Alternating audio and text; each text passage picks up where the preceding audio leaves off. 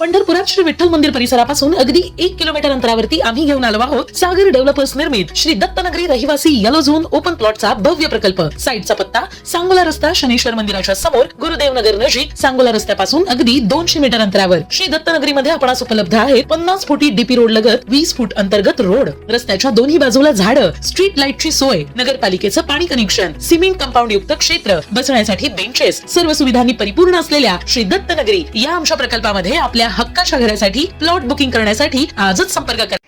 ताज्या घडामोडी पाहण्यासाठी आमच्या YouTube चॅनलवरील PVR म्हणजेच पंढरी वार्ता या न्यूजला सबस्क्राइब करा आणि शेजारील बेल आयकॉनवर क्लिक करा। राष्ट्रवादी काँग्रेस आघाडीच्या माध्यमातून आमदार अभिजित पाटील यांच्या नेतृत्वाखाली पंढरपूर तालुक्यातील करकम भोसे, रोपळे, वाखरी या गटातून जिल्हा परिषदेसाठी उमेदवार मैदानात उतरवले गेलेत। 4 दिवसांपूर्वी पंढरपूर तालुक्याच्या राजकारणात मोठी घडामोड घडली होती। तीर्थक्षेत्र विकास आघाडीचे नेते भगीरथ भालके व राष्ट्रवादी काँग्रेस आघाडीचे नेते आमदार अभिजित पाटील यांनी एकत्रित आघाडी करणार असल्याची घोषणा केली होती। त्यानंतर राष्ट्रवादी काँग्रेस शरदचंद्र पवार पक्षाचे जिल्हाध्यक्ष असलेले वसंतराव देशमुख यांच्या प्रतिष्ठेचा मानला जाणारा कासेगाव जिल्हा परिषद गटात आमदार अभिजित पाटील यांच्या भूमिका काय असा प्रश्न उपस्थित होत होता। मात्र कासेगाव जिल्हा परिषदेसाठी राष्ट्रवादी शरदचंद्र पवार पक्षाचे जिल्हाध्यक्ष वसंतराव देशमुख यांनी राष्ट्रवादी काँग्रेस घड्याळाच्या चिन्हावर कासेगाव जिल्हा परिषद गटातून संतोष वाघमारे तर पंचायत समिती गणातून प्रमोद देशमुख हे उमेदवार मैदानात उतरवले होते। आता आमदार अभिजित पाटील हे वसंत देशमुख यांच्या उमेदवारांच्या विजयासाठी प्रचारात सहभागी होणार का याची उत्सुकता आज अखेर संपुष्टात आली।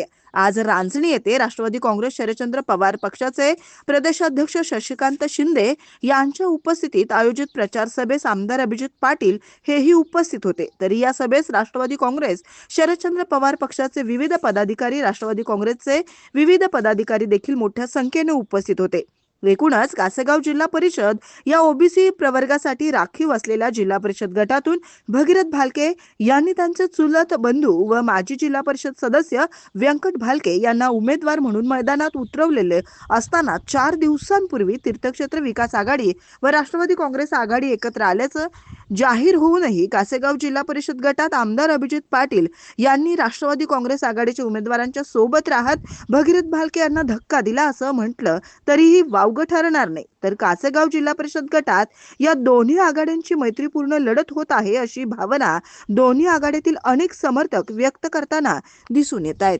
यावेळी बोलताना पहा काय म्हणाले राष्ट्रवादी काँग्रेस शरदचंद्र पवार पक्षाचे प्रदेशाध्यक्ष शशिकांत शिंदे। 7 तारखेला होणाऱ्या जिल्हा परिषद पंचायत समितीच्या निवडणुकीला राष्ट्रवादी काँग्रेस पक्ष, शिवसेना उभाटा आणि मित्र पक्षाच्या वतीने जिल्हा परिषदेचे उमेदवार संजयजी वाघमारे, पंचायत समितीच्या उमेदवार सौ वर्षा दीपक भोसले यांच्या प्रचाराच्या निमित्ताने या ठिकाणी उपस्थित असलेले व्यासपीठावरील श्री आमचे लोकप्रिय आमदार, माझे सहकारी अभिजित आबा पाटील, जिल्ह्याचे अध्यक्ष वसंतनाना देशमुख, अतुल चव्हाण, नागेश पाटे, महादेव तळवीकर, दीपकजी भोसले, सागर परगर, भैया वाघटे, सर्व व्यासपीठावरील उपस्थित बंधू भगिनी, समोर उपस्थित बंधू भगिनी, माझ्या तरुण मित्रांनो, करवंडाचा जिल्हा परिषद पंचायत समितीची निवडणूक लागली। अनेक महाराष्ट्रावर दुःखाचा डोंगर कोसळला। आमच्या कुटुंबातला एक दादा गेला, महाराष्ट्राचा दादा गेला।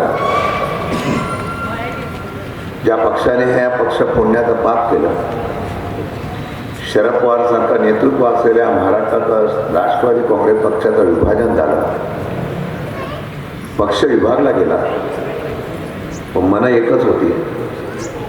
आपुलकी जिव्हाळ्याचं नातं कधी तुटत नसतं। अशा आदरणीय अजितदादांचं या ठिकाणी दुःखद निधन झालं। मगाशी वसंत नाना म्हणाले, खरं आहे, महाराष्ट्रामध्ये सध्या कोण कोणाची आघाडी करतो अशा प्रकारचा प्रश्नचिन्ह निर्माण झालेला आहे। पण मी त्या दिवशी खात्रीने सांगितलं की माझ्या कुटुंबात आणि माझ्या जनतेच्या पक्षाचा असलेल्या मताचं विभाजन होऊ नये म्हणून आदरणीय अजितदादांनी आम्ही सगळ्यांनी पुढाकार घेतला आणि जिल्हा परिषद पंचायत समितीच्या निवडणुकीला आपण एकत्रितपणे समोर जाण्याचा आपण विषय घेतला आणि म्हणूनच या तुमच्या मतदारसंघामध्ये जिल्हा परिषदेला संजय वाघमारे यांना आपण तुतारी वाजवणारा माणूस म्हणून या ठिकाणी उभं केलं आणि पंचायत समितीला वर्षा दीपक भोसले यांना घड्याळ या त्यांना उभा केलेला आहे. आजची सभा ही माझी आदरणीय अजितदादांच्या निधनानंतरची पंढरपूरमधली पहिली सभा होते. विठ्ठलाच्या साक्षीने मी आपल्याला विनंती करेन,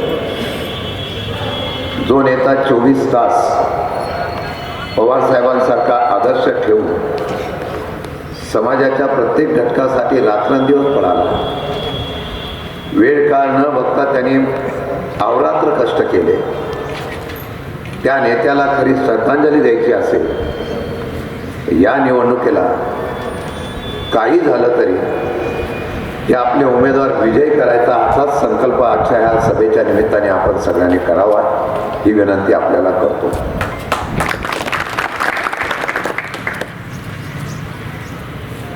अभिजितजी बोलत होते,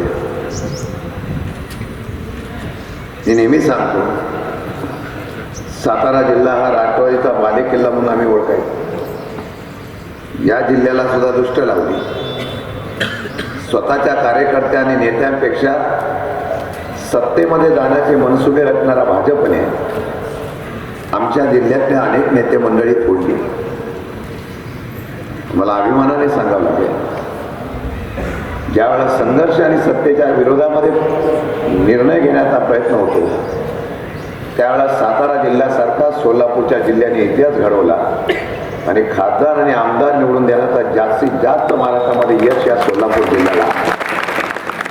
जनतेची आपुलकी असते, जनतेचा आपलेपणा असला आणि नेत्यांनी दिलेल्या असलेल्या आशीर्वादाची आठवण ठेवणारी परंपरा ते सोलापूर जिल्ह्यातून पाहायला मिळाली. आणि म्हणून आजच्या सभेतून मी एवढंच सांगेन, परत एकदा इतिहास करून दाखवू की या पंढरपूरमध्ये आणि सोलापूर जिल्ह्यामध्ये आमचे सगळे उमेदवार मागच्या सारख्या विधानसभेच्या आणि लोकसभेच्या पेक्षा जास्त निवडून आणण्याचा विक्रम परत महाराष्ट्रात कोण करेल तो सोलापूर जिल्हा करेल, अशा प्रकारचा निर्णय आपण सगळ्यांनी घ्यावा ही विनंती करतो. मला माहीत नाही, मी सावंतांच्या घरी पहिला तिथे काही लोक मला भेटायला आले. त्यामध्ये आमचे अपक्ष उभे राहिलेले आहेत आजबे म्हणून, या नानांशी चर्चा करणार आहे. ते भेटायला आले, साहेब मी लढतोय, मला साथ द्यावी. मी माहिती घेतली की अपक्ष उमेदवार उभा राहण्याच्या बाबतीत मला निर्णय हा माणसाला का घ्यावा लागला. मला कळलं कोणतरी इथे डॉन उभा आहे, तो मागच्या वेळेला बिनविरोध आला होता आणि यावेळेला सुद्धा त्याला बिनविरोध येण्याचा भाजपच्या असलेल्या किती आम्ही बिनविरोध करतो हा इतिहास करायचा होता. महानगरपालिका नगरपालिकेला 60 नगरसेवक बिनविरोध आणले आणि लोकशाही आम्ही कशी जिंकली अशा प्रकारचं छाती बडवणारे भाजपला अशा प्रकारचा असलेला इतिहास घडवण्याचा होता. माणसं पण विचित्र आहे. निवडून आला की त्याला पण सांभाळावं लागतं, तो फुटू नये म्हणून काळजी घ्यावी लागते.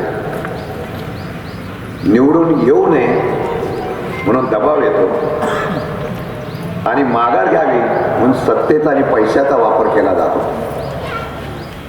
सोलापूरमध्ये पण काही लोक बिनविरोध आणण्याचा प्रयत्न झाला, काही मनाने कोण आलं नाही.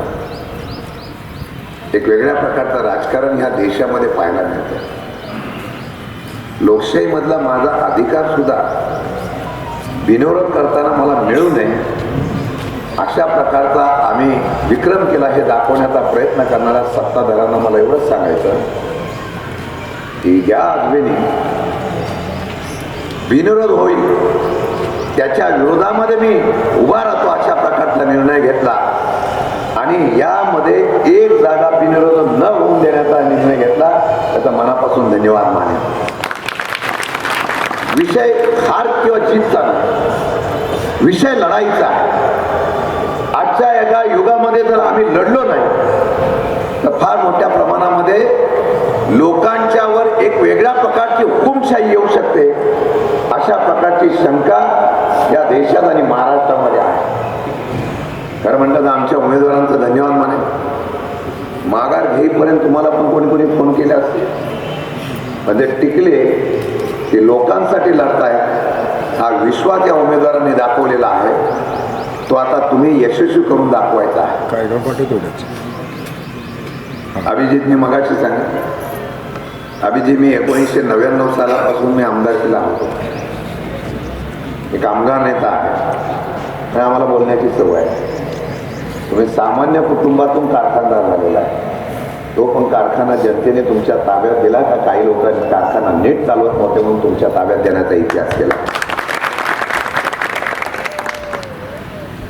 तरी सुद्धा मी अभिमानाने सांगेन खरं विधान परिषद मी मध्ये आहे. आपला इतिहास काय वेगळा नाही.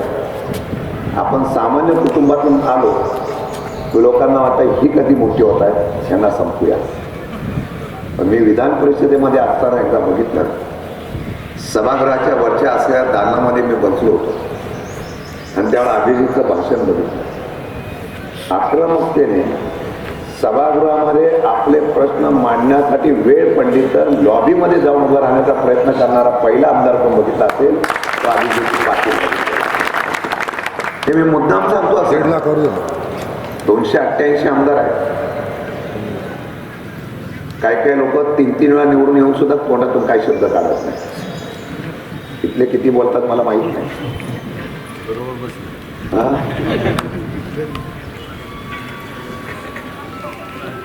पण काही ठराविक आमदार असे असतात ते जनतेच्या व्यासपीठावर जनतेसाठी जातात. त्यांनी इतके प्रश्न मांडले आणि आपल्याला बघायला भेटतात थेट लाईव्ह असतात. विधानसभा विधान परिषदेचं कामकाज थेट लाईव्ह असतं.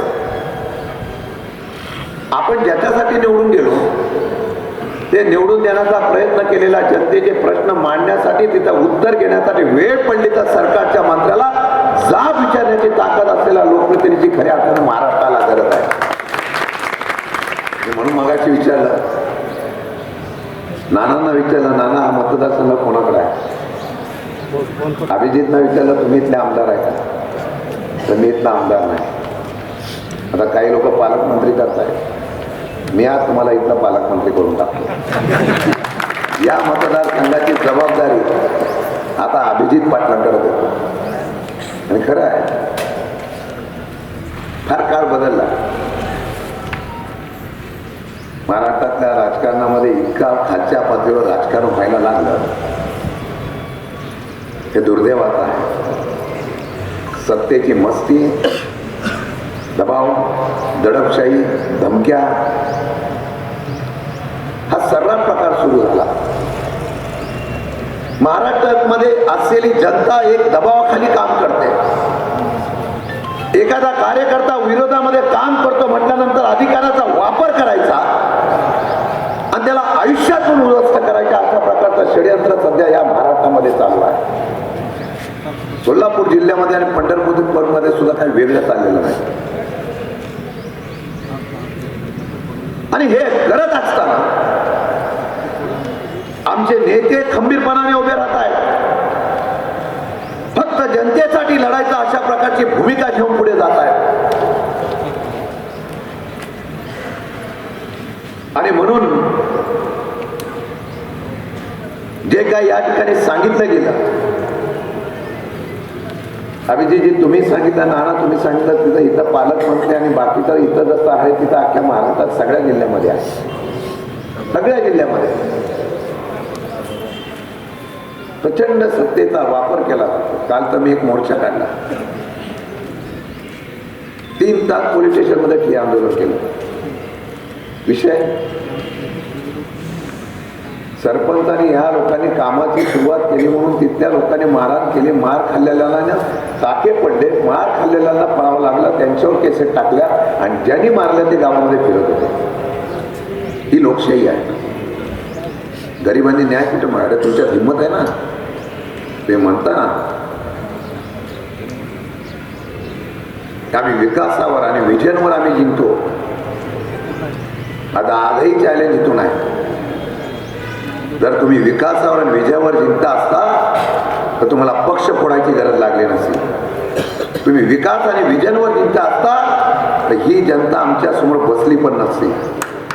ती एवढ्यासाठी बसलेली आहे की स्वाभिमानाने आम्ही 2 वेळची रोटी खाऊ, पण स्वाभिमानाला आमच्या कोणी डिवचण्याचा प्रयत्न केला तर सत्ता उलटून टाकू अशा प्रकारची ताकद असलेली जनता आमच्या समोर आहे. हीच आमची शक्ती आहे, हीच आमची ताकद आहे. मला माहीत नसेल पण आज वर्तमानपत्रामध्ये काही लोकांनी बघितलं असेल, अभिजित याच्यावर जरा लक्ष दिलं पाहिजे. आपण नाना पक्षाने दिलं पाहिजे, आपण सगळ्यांनी दिलं पाहिजे. सदाभाऊचे तुम्ही कार्यकर्ते आहे. सदाभाऊ हा शेतकऱ्यांसाठी लढणारा कार्यकर्ता आहे. माझी विनंती आहे, आज अमेरिकेबरोबर एक करार झालेला आहे कृषी उत्पादनाचा. ते फक्त मी माझ्या येणाऱ्या भावी पिढीतल्या शेतकऱ्यांना सांगतो. जे आम्ही सांगतो ना, काही लोक त्याला खोटं ठरवतात.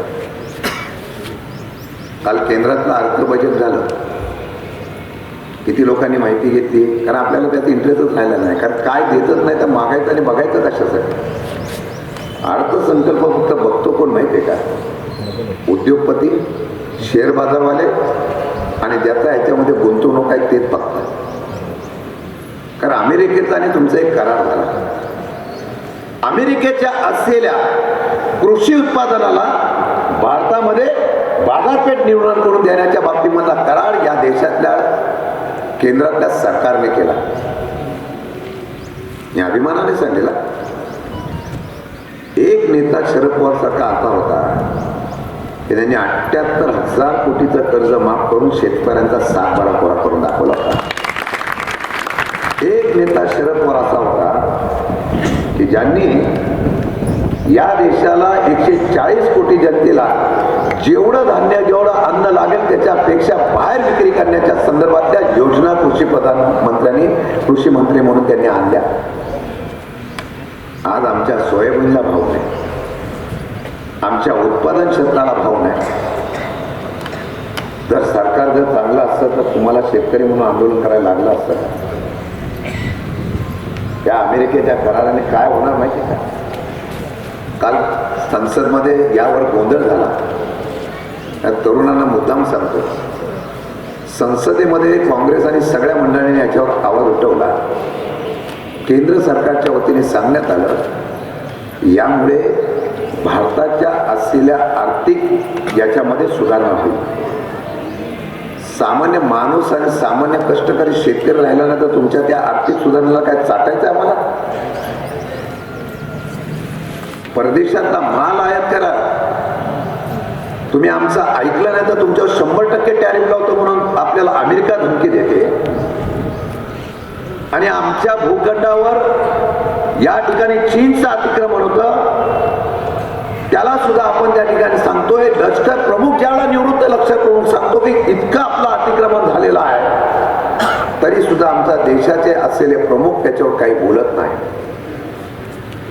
आणि आज या असलेल्या शेतकऱ्याच्या उत्पादनामध्ये जर स्पर्धा वाढली तर आपल्या मालाला भाव मिळेल काय ही चिंता भविष्य काळामध्ये आपल्या शेतकऱ्यांना उभी राहणार आहे. हे सगळे निर्णय जे आहेत हे तुमच्या ग्रामीण भागातल्या लोकांसाठी कधी नाही. हे सगळे निर्णय त्यांचे आहेत हे फक्त कॉर्पोरेट आणि भांडवलशाही केल्यासाठी केले जात आहेत. लढाई आमची यांच्या विरुद्ध याचसाठी आहे. याचसाठी आम्ही लढाई करतोय. की गावगाड्यातला आमचा असलेला माणूस हा उभा राहिला पाहिजे. येणारा माणूस त्या ठिकाणी भविष्य काळामध्ये त्याला सुकलाम सबलाम केलं पाहिजे. अशा प्रकारचा निर्णय घेणारी प्रवृत्ती आणि अशा प्रकारचे निर्णय घेणारी प्रशासन यंत्रणा असायला पाहिजे. दुर्दैवाने गेल्या काही वर्षामध्ये ज्या पद्धतीने निर्णय घेतले जात आहेत ते निर्णय देशातल्या सर्वसामान्य जनतेसाठी, देशातल्या असलेल्या तरुणांसाठी घातक आहे. माझी विनंती आहे, निवडणूक जिल्हा परिषद पंचायत समितीची नाही संपू, ही पाया आहे. आम्ही इतक्या निवडणुका बिनविरोध जिंकतो, आम्ही इतक्या निवडणुका अशा पद्धतीने जिंकतो, साम दाम दंड भेद वापरून या ठिकाणी निर्णय घेतो. नव्हे तर हल्ली निवडणुकीला साधा कार्यकर्ता उभा राहायचा म्हटल्यानंतर तो घाबरतो. मी कसा उभा राहू? मी उभा राहिल्यानंतर समोर उभा राहिलेला माणूस हा प्रचंड पैसा टाकतो, सत्तेचा उपयोग होतो आणि त्या असलेल्या पैशातून आणि सत्तेतून तो परत उभा राहतो. निवडून आल्यानंतर फक्त कॉन्ट्रॅक्ट घेतो. आज तुम्ही मला सांगितलं काही लोक आश्वासन देतात 21 कोटी देतो, 50 कोटी देतो. आजच मुख्यमंत्र्यांनी सांगितलं नवीन निविदा काढायच्या नाही, नवीन कुठली मंजुरी द्यायची नाही. हे सांगण्याचं तात्पर्य एवढ्यासाठी आहे की तिजोरीमध्ये आज पैसे नाही आहेत. 9.5 लाख कोटीचं कर्ज झालेलं आहे. आश्वासन देणारे तुमच्याकडे येतील हो. आमच्या माय भगिनींना सांगते 2100 रुपये तुम्हाला देतो. पहिले 1,500च वेळ देत नाही. निवडणुका लागल्या की 2 महिन्याचा ॲडव्हान्स भरायला तुम्ही राजकारणामध्ये आमच्या लोकांना एवढं सोपं समजता. काल एका ठिकाणी प्रचाराच्या निमित्ताने मी गेलो. काही महिला भगिनींनी माझ्याकडे साड्या आणून दाखवल्या. पॉकेट बॉक्स होता तो 100 रुपयाचा पॅकिंगला, आतमध्ये साडी 70 रुपये. आमच्या माय भगिनींचं तुम्ही या ठिकाणी इतकं तुम्ही आम्हाला सोपं समजता. पण तुम्हाला सांगतो जेव्हा आमच्या ह्या रणरागिणी निर्णय घेतील ना तेव्हा भल्या भल्यांना खुर्चीवर पण बसवतात आणि भल्या भल्यांना खुर्चीवर उलटून टाकण्याची ताकद ठेवतात. हा इतिहास महाराष्ट्राच्या आमच्या रणरागिणीचा आहे, मला विश्वास आहे. आणि म्हणून मी आपल्या सर्वांना विनंती करणार आहे, याच खरी लढाई जी आहे ती या ठिकाणी आपल्याला उभी करायची आहे. ती करण्याचा निर्णय आपल्या हातामध्ये आहे. नामाना मगाशी मलाच होते की माझ्या समोर मागच्या वेळेला उमेदवार एवढा तगडा होता, मी काही न खर्च करता निवडून आलो. या मतदारसंघाचा इतिहास सुद्धा परत यावेळेला तसाच करण्याच्या संदर्भातून संजय वाघमारेंना आणि वर्षा भोसलेला तेवढ्याच ताकदीने निवडून आणण्याचा प्रयत्न आपण करावा ही विनंती करतो. आम्ही काय स्वतःच्या स्वार्थासाठी आघाडी एकत्र केली नाही हो.